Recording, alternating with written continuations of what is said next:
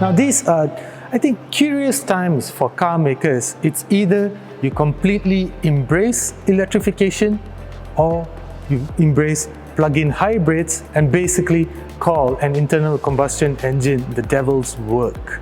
Well, a lot of European car makers have decided to completely abandon ICEs, which in my opinion is a little bit sad because that just leaves you completely and committed to electrification and to government policies.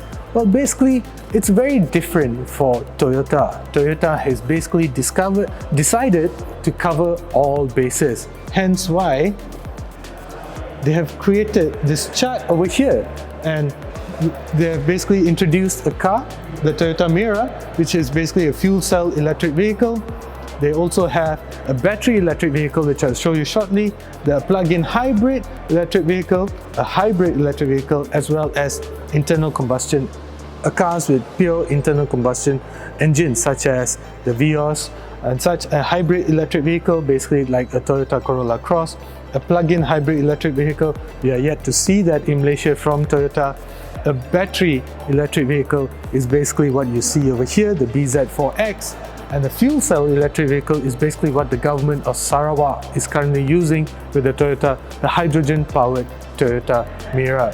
So I believe this is actually the right way to go.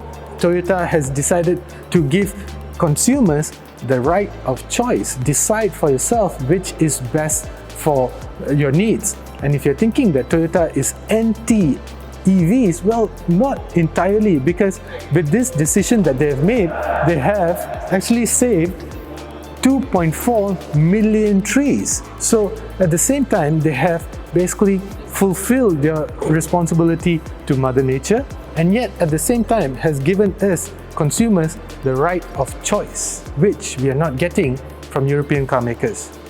But if you're wondering why Toyota has not introduced a BEV for the Malaysian market, well, guess what? Probably not too far away with this car, the BZ4X.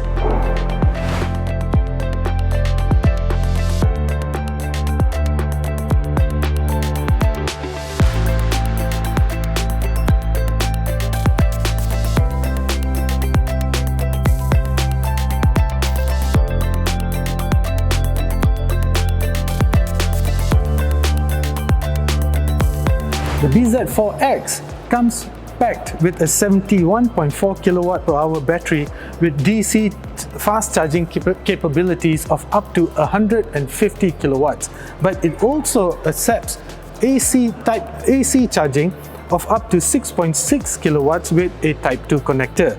It produces 204 PS and 266 Newton meters of torque and has a single motor. This single motor apparently gives a WLTP range of 500 kilometers. In the real world, you're probably looking at between 430 to 450 kilometers, which is still plenty.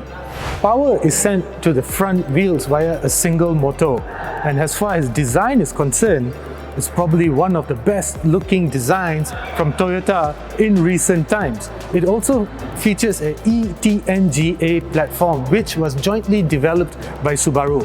The eTNGA platform is also the basis for the BZ4X, which is a car that is only available in China.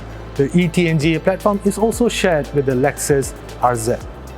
The overall design is very Lexus versus Harrier. It's just like a in-between of these both brands. You get this aerodynamic slits over here, which basically reduces the drag and makes it more slippery.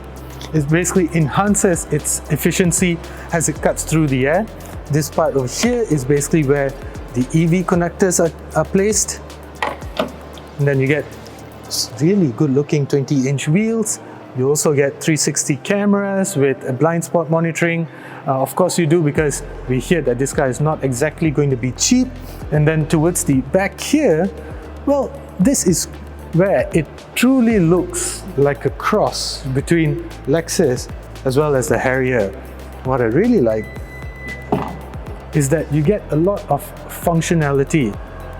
Check out this massive boot.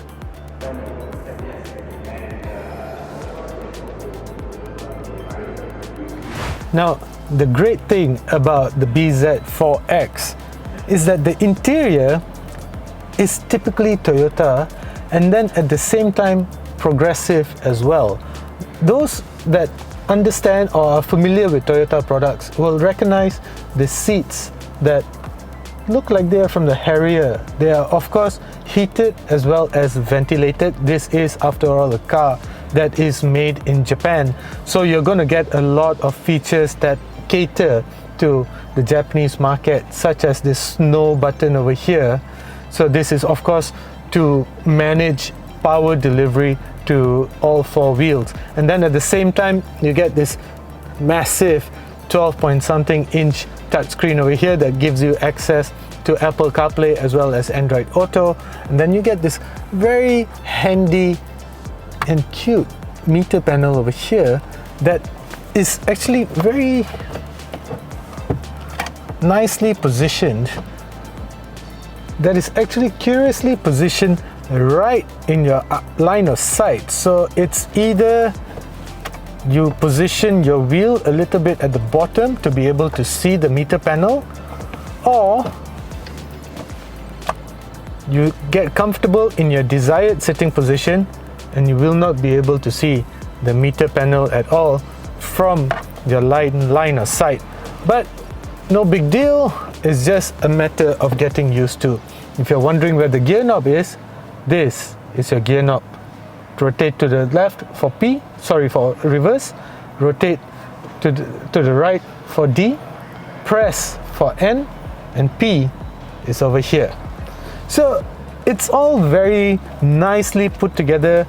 You of course get a huge amount of storage space over here, and you get multiple USB points, Type C USB point, you get a Type A USB point over here, you get a key wireless charge pad. Basically, you get a lot of nice things in here, but it all looks like it's going to come at a price. Now, UMW Toyota is still tight-lipped about when this car is going to be available. In fact, they're saying it may not be available. Maybe it may not be available. It depends on government policies, they say. But I suspect it's going to be launched perhaps in the next couple of months at somewhere between the 240 to 270,000 ringgit region. Now this car costs about 250,000 ringgit in Thailand and over 300,000 ringgit in Indonesia, but I suspect those are different specs. Let's go check out back seats. Now, spaciousness is obviously the name of the game here with regards to the Toyota BZ4X. Storage space, just nice for an iPhone. Some cup holders, Type C USB slots, rear air conditioning vents, and just a very nice place to be in. It feels quite comfortable and just the right amount of thigh support as well. So yeah. So when will the Toyota BZ4X or BZ4X be available in Malaysia? Well, your guess is currently as good as mine, but price, it's not going to be cheap. Roughly between the 240 or perhaps even the 280,000 region range. But is Toyota finally going to take the plunge into BEVs? Well, obviously, Toyota, especially UMW Toyota Motor, is more than ready for it.